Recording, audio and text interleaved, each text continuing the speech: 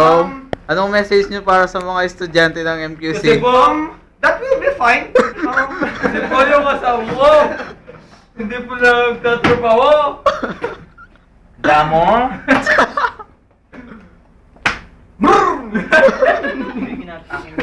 Message mo kay Message mo sa case study at saka defensor.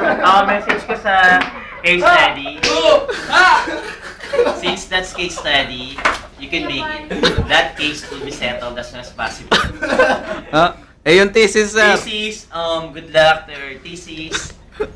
And of course, good luck to me. Shout mo yan ba? Sa next week na yan eh. Back to back, case study thesis.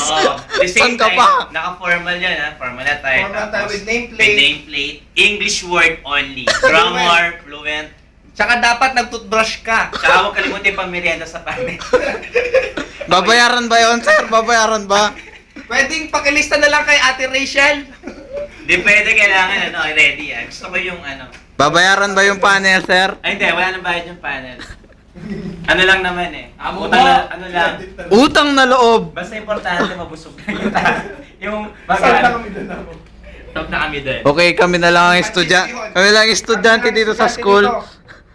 Yung mga pinsan ko dyan sa Batangas, hello, nandito ako sa Wawawi. Damo na. Kuya Willie, uwi ka na dito, miss ka na namin. Let's go. O, tara na. Open your eyes.